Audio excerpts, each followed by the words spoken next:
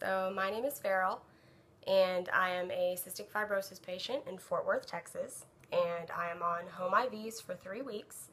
I am on 1 week of tobramycin 1 time a day and 3 times a day for 3 weeks of aztreonam or azactam, or as I've always called it, the Harry Potter drug, because I used to not be able to say it correctly.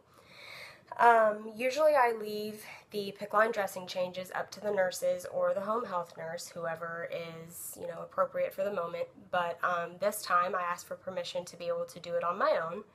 I find that the less reliant that I have to be on other people just in general, the more comfortable I am. Some people call that a control freak.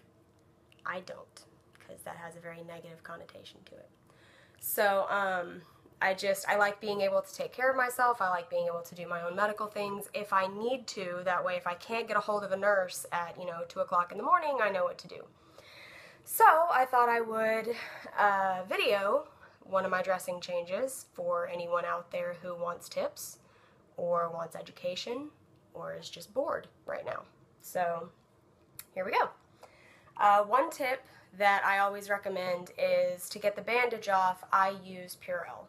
I soak it in Purell whenever I know that the nurse is coming to do the dressing change or whatever. I usually soak it in Purell for, 5 or 6 minutes, and it works remarkably well. Sometimes I think with all that cystic fibrosis patients have to endure, a lot of times the worst part is the tape. So as you can see, it's coming off with a lot of ease. It was.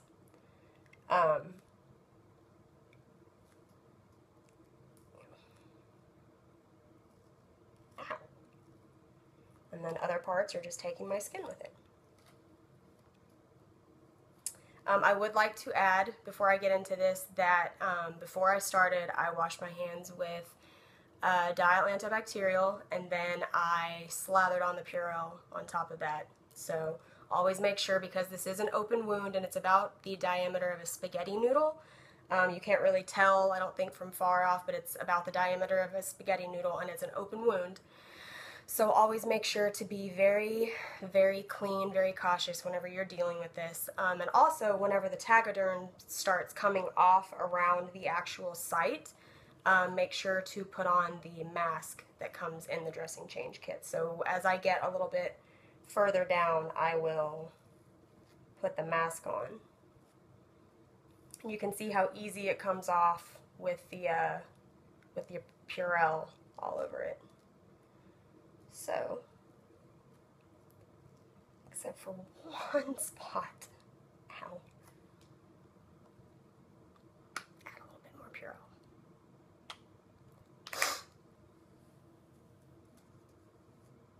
The dressing changes always seemed very daunting to me, just because there is quite a bit of, stuff that goes along with it, and because it's an open wound, and, for a lot of other reasons. But it's really not that bad once you get the hang of it. And I need scissors for this little part down here. Always come equipped with scissors, just because some things are going to be a little bit harder to get into than others.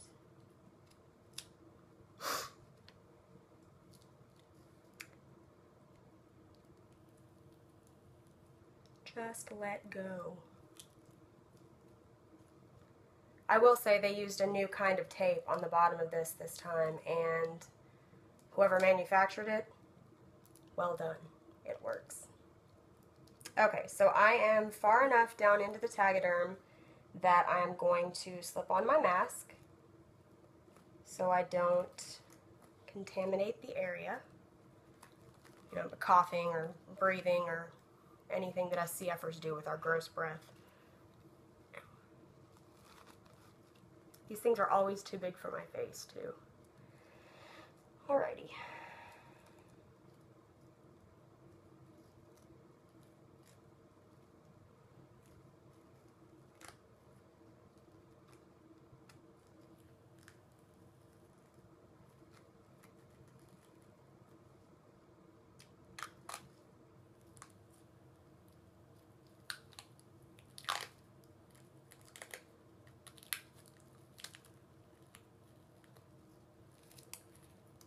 Okay, so the Tegaderm has been successfully removed. Put that in the trash pile. Now, this is the part where you kind of have to be careful because you want to move the line as little as possible. So this comes out.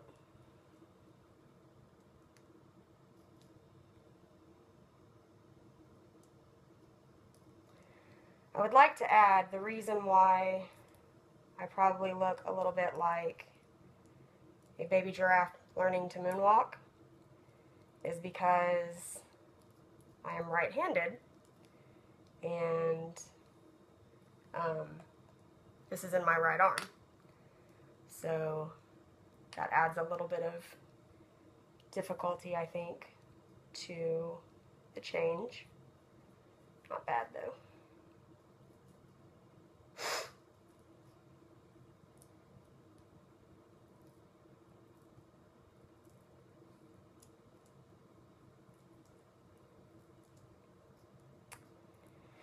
This little guy on the left is being a little bit of a punk, so I'm going to try to take this off. Ouch. And then get him to release this way. There we go. Alright. So, now, be very gentle.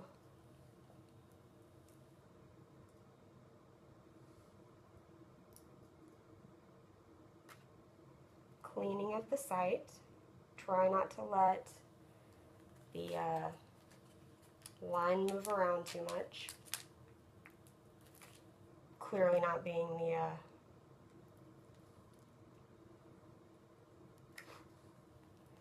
baby giraffe all over the place. Actually, what we're going to do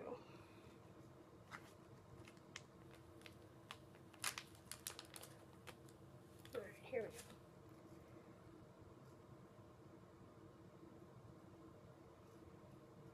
go. As you're well aware of, this part stings. You start getting that alcohol in that open wound, but it is necessary to keep the site clean. Very necessary to keep it clean. Do not want any kind of infection in this guy. Make sure to also clean the area all around the site. Make sure to clean all of the residue from the Tegaderm off.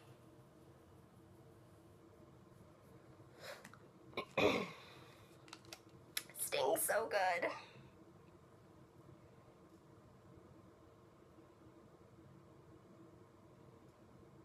And as you can imagine, this only comes off, about once a week. So this is kind of like shower time, which is very nice. Very nice to feel clean.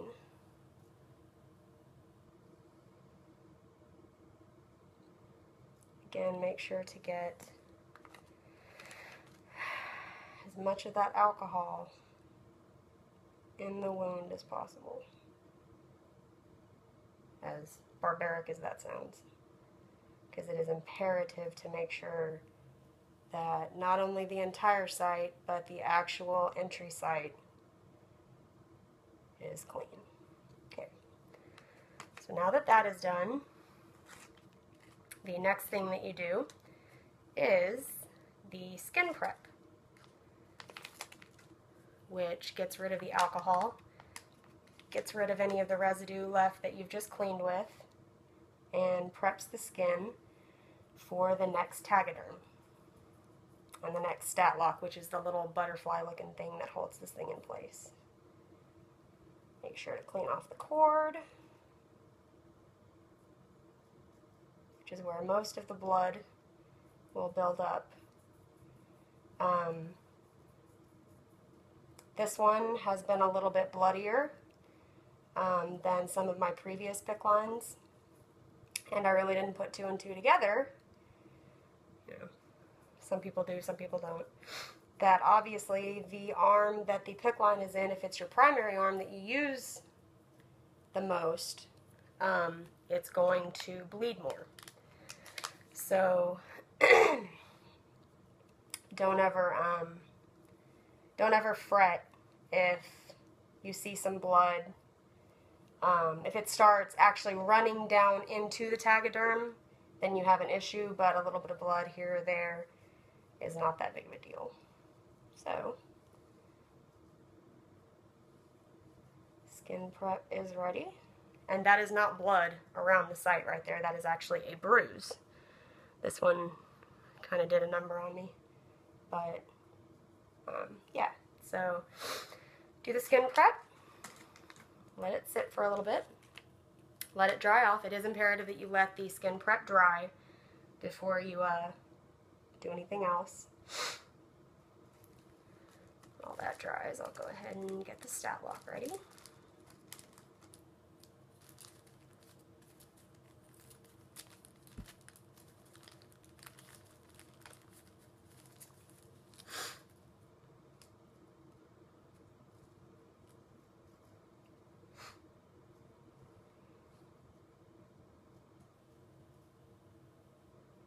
Actually stinging more as this goes on.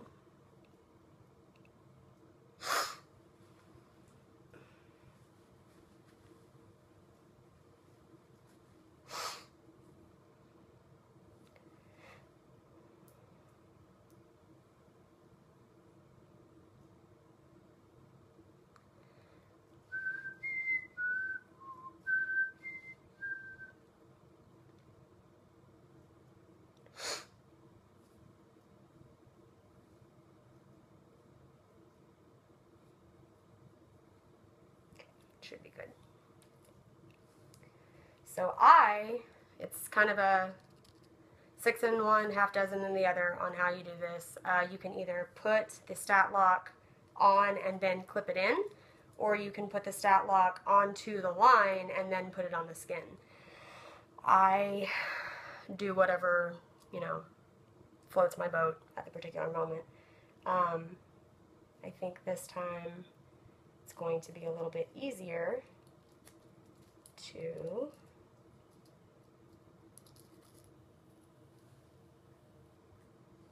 do it this way.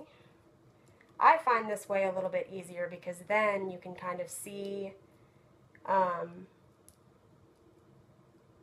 where it's going to be. And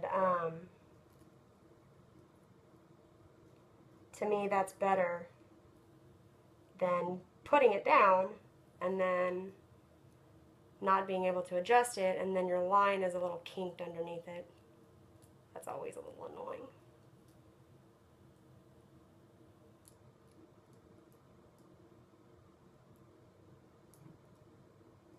And this is kind of like that game. I don't know if you remember that game when you were a kid, if you're my age at least, where you've got the ball in the hole and you kind of jiggle it around until you get in there. That's what this is like. That's kind of what this game is like right here. There we go.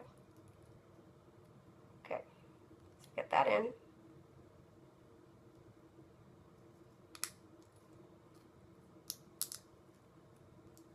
that all situated. Then I like the cord flat against my skin. I don't like it kinked up. It's really a personal preference. Some people don't care at all. Okay.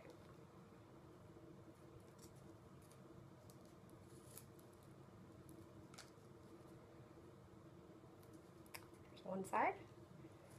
Secure. And come on, dude. There we go.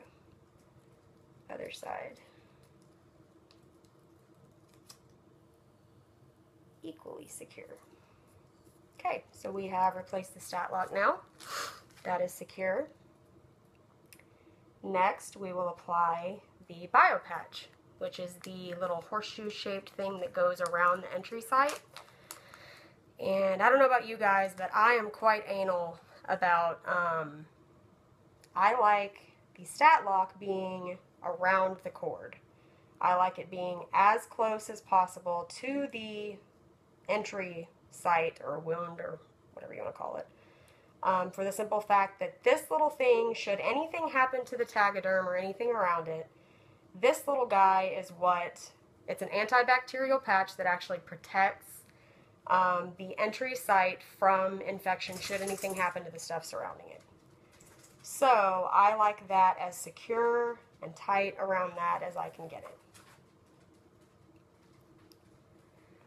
So there's that. Now we will put on the Tegaderm. And this part's always a little baby giraffe-ish because trying to get the cords all around it, and really it's fun.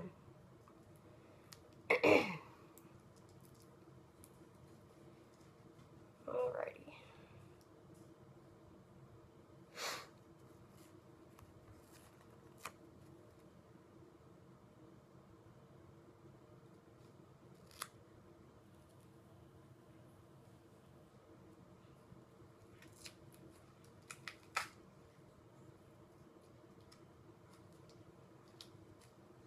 Alrighty. That's always fun. Get back on there. Nobody said I was perfect at this.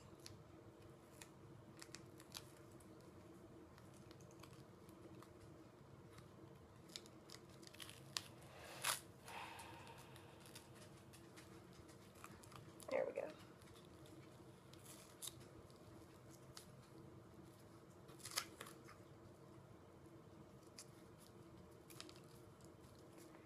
Not the prettiest Tegaderm job ever, but everything can always be ironed out.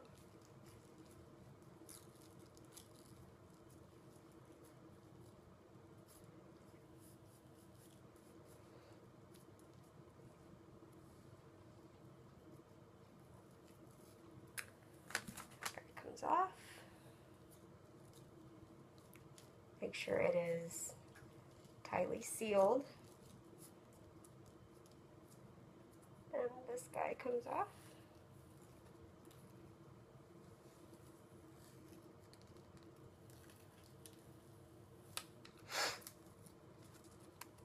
Alrighty. Now we have clearance to take this guy off.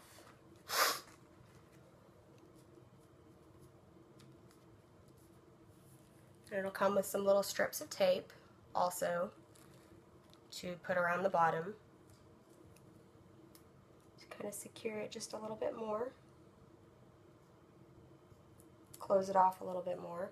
I put one over the Tegaderm, and then I put one underneath the cord, like so, as close up to the cord as possible, and then kind of seal off any little bit of area that may be still sticking out. And there you have it. There is the changed dressing. Last thing to do, and this is where it gets cute because this I have to actually use my teeth on. These little extensions, they actually come with the Home IV kit so that you can reach for the medicine better. And make sure whenever you do that the purple things at the top are clamped, otherwise it could get messy. Those guys are done. These have been properly sterilized. Stick them in.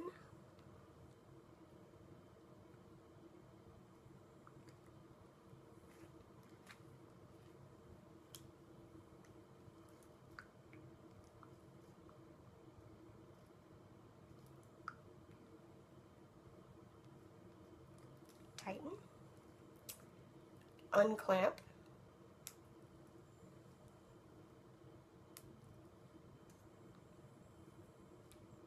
and flush. That one's good to go. Clamp the little white guy at the bottom.